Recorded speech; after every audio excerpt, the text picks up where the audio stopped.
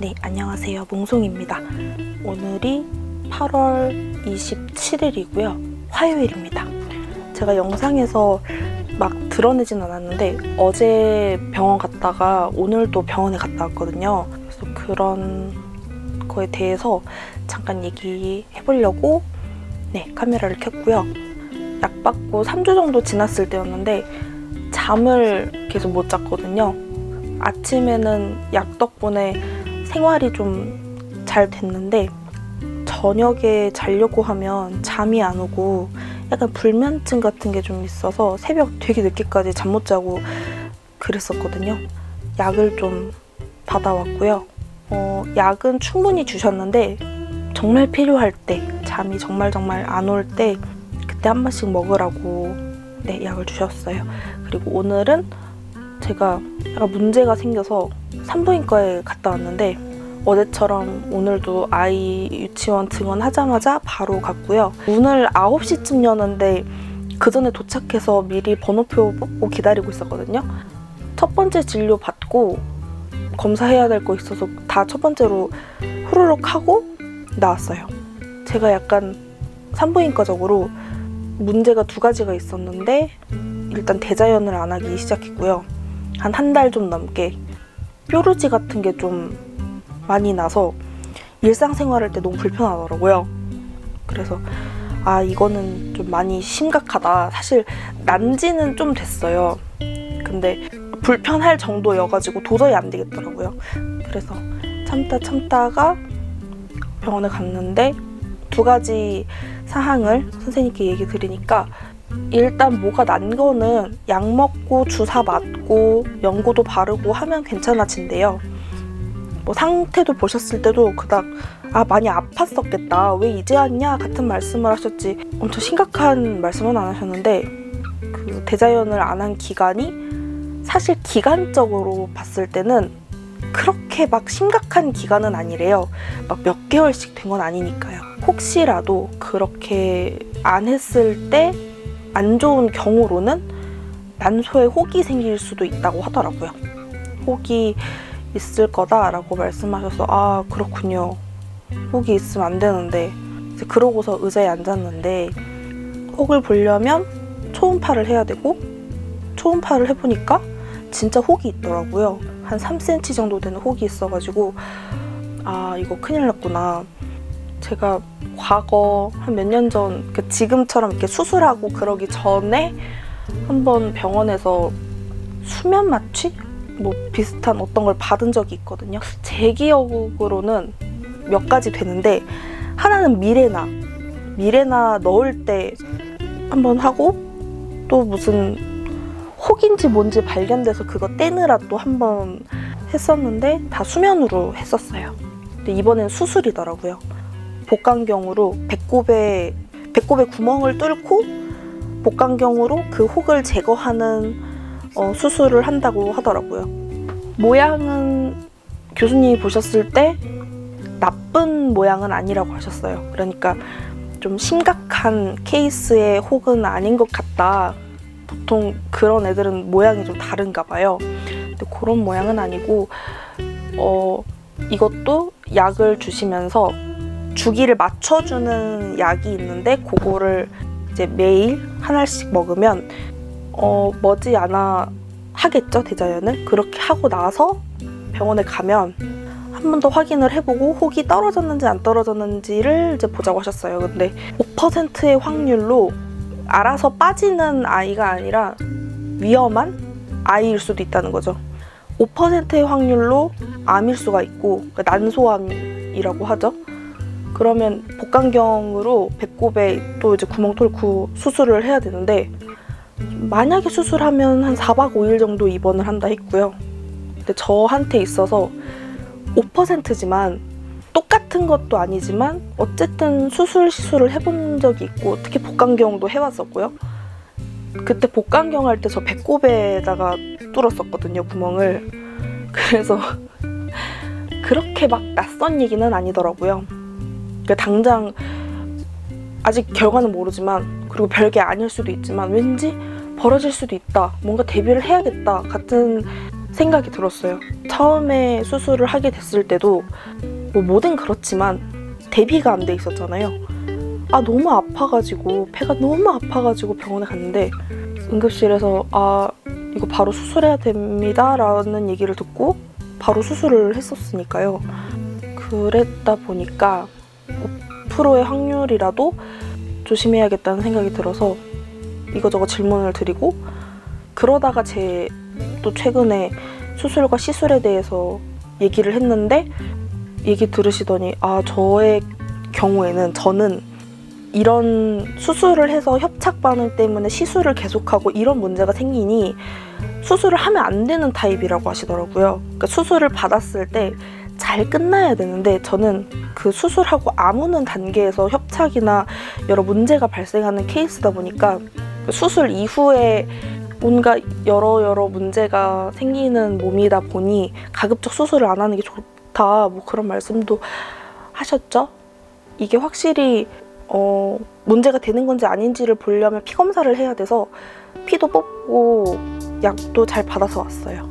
약은 대자연과 이제 뾰루지 나는 것들 관련해서 먹는 거를 주셨고요. 연고도 주셔서 하루에 3번은 연고를 발라라라고 하시더라고요. 제법 일찍 끝나서 제가 약국에서 나왔을 때가 한 9시 반이었던 걸로 기억해요. 그보다 더 전이었던 것 같기도 하고요. 집에 와서 이거저거 하다가 아마 기록 같은 데는 찾아보시면 없을 텐데 잠깐 라이브 방송도 켰었고요. 지금 제가 한 얘기들 하면서 글도 잠깐 쓰면서 1시간 반 정도의 라이브를 했습니다. 몇 번 찍을까 했는데 엄청 찍을 때가 딱히 없어서 뭔가 이렇게 저도 자막만 다는 것보다는 목소리 넣으면서 하는 게 저도 좀 좋거든요. 그래서 목소리 담는 영상 찍는 겸 뭐 여러 겸사겸사로 오늘 영상을 찍게 됐습니다. 라이브 방송을 키기도 전에 막 여러 영상들 보다가 갑자기 떠오른 아이디어가 있어서 그것도 좀 정리를 해놨고요, 나름대로. 오늘 떠올린 아이디어가 생각보다 좀 괜찮을 것 같은 거예요. 그러니까 이게 아무래도 글을 쓸 때 자료조사 같은 것도 좀 많이 해야 되잖아요. 이 부분은 제가 자료조사를 당연히 하겠지만 큰 무리 없이 제 나름대로 잘 쓸 수 있을 것 같다는 생각이 좀 많이 들어서 제가 제법 관심 있는 분야여가지고 관련해서 한번 글을 작성해 보려고 합니다. 그래서 아마 지금 원래 하고 있는 것과 그 새로 떠오른 아이디어를 좀 더 넓혀 놓는 작업, 이 두 작업을 같이 병행할 것 같아요. 기왕이면 제가 오늘 떠올린 이 아이디어도 잘 커졌으면 좋겠다는 생각, 이어나갔으면 좋겠다는 생각을 하고 있습니다. 제가 처음에 그냥 한번 떠올리고서 나쁘지 않군, 좋아 라고 생각을 했는데 이거 약간 메모해놓고 보관해서 쓰면 좋겠다 같은 생각이 드는 거예요. 지금은 3시 41분이 됐네요. 제가 영상을 찍은 게 이게 한 15분짜리 영상인데, 아무튼 저는 월요일도 화요일도 크게 찍어놓은 영상은 없지만 병원에 갔다 왔고요. 약도 엄청 많이 먹게 됐습니다. 제가 이 약이랑 또 다른 약들이랑 요거를 받았는데요. 오늘 산부인과에서 요거는 주기 맞춰주는 거 약이고 저녁마다 먹으라고 했는데 저녁마다 한 알씩 매일 먹어야 되거든요. 근데 시간은 제 마음대로여서 그냥 저는 10시로, 제가 좀 일찍 자는 편은 아니어서 10시로 잡아놨고요. 요거는 하루에 3번 바르는 크림 연고인데 이거 바르고 약 먹고 그렇게 해야 됩니다. 참고로 이거는 한 알만 먹으면 되는데 주기 맞추는 건 한 알, 그 다음에 이 뾰루지 난 거는 아침, 저녁 이렇게 2번 먹어야 되더라고요. 그리고 오늘 약 받았을 때 어떤 조그만한 캡슐알 3알이 있었는데 그거를 집에 가자마자 한 번에 먹으라고 하시더라고요. 그래서 저는 이렇게 약을 또 한가득 안고 돌아왔습니다. 저번 주 동네 병원을 시작으로 갈 병원은 다 간 것 같아요.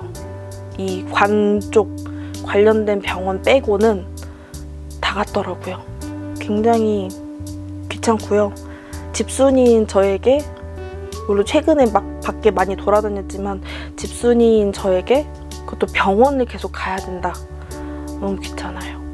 대기 시간도 너무 길고 어떤 곳은 내가 진료를 받고 싶어도 사람이 너무 많아서 못 받을 수도 있고 이게 너무 힘들더라고요. 뉴스에서도 나오기는 하지만 요즘에 확실히 정신과에 사람이 많이 몰렸더라고요. 저는 지금 관을 꼽고 있고 이런 문제가 생겼다 보니까 외과도 다니고 동네 병원 내과도 다니고 정신과도 다니고 이 세 유형의 병원을 많이 가는데 내과는 그래도 뭐 코로나 관련해서도 그렇고 사람이 제법 많아요. 동네에 제가 알기로 내과가 한 3군데인가 있는데 제가 다니는 병원이 사람이 참 많거든요. 뭐 가끔 운 좋을 때는 금방 진료를 받기도 하는데 평균적으로 한 30-40분은 넘게 기다려야 되고요.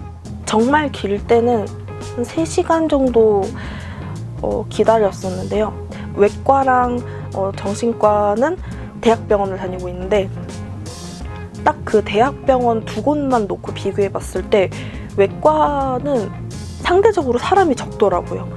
당일 접수하는데 무리가 없고요. 당일 접수를 하는데 사람이 정말 많아서 대기 시간이 긴 경우가 그렇게 많지 않았어요. 그러니까 제가 잠깐 소화기내과에서 진료를 받았던 적이 있는데 그때 이제 관 내시경으로 받을 때 그때가 소화기내과에서 담당을 하셨거든요. 거기는 사람이 많더라고요. 소화기내과는 동네 병원이든 대학병원이든 사람이 많았는데 외과는 사람이 많았던 걸 되게 대기하시는 분들, 앉아 계신 분들이 막 많았던 적이 그것만큼 많지는 않더라고요. 다른 이제 내과 쪽보다는 많지가 않아서. 그리고 제 생각에서 제일 많이 기다려야 되는 곳은 정신과였어요. 정신과는 당연히 당일 접수를 해야 되고요. 지금 제가 다니는 정신과는 당연히 당일 접수를 해야 되고요. 예약을 하려면 아마 올해 겨울 못해도 아니면 내년에나 진료를 받을 수 있을 정도로 정말 예약이 꽉 차 있으세요. 정말 예약이 꽉 차 있으시고 당일 접수로 가야 진료를 받을 수가 있는데 가끔 당일 접수를 하러 갔을 때 접수가 마감되는 경우도 있었고요. 저번에 주말에 병원을 갔었어요. 토요일 날 정신과에 약을 받으러 갔었는데 그때도 거기서 한 3시간 정도 기다렸었고요. 그러니까 상대적으로 봤을 때 제가 다니는 병원 기준으로 외과가 가장 예약하기가 당일 접수하기가 가장 좋았어요. 내과의 경우는 사람이 정말 많더라고요. 옛날에는 사실 정신과에 그렇게 사람이 많이 몰리지 않았을 텐데 요즘은 좀 많이 다르다는 걸 느끼고요.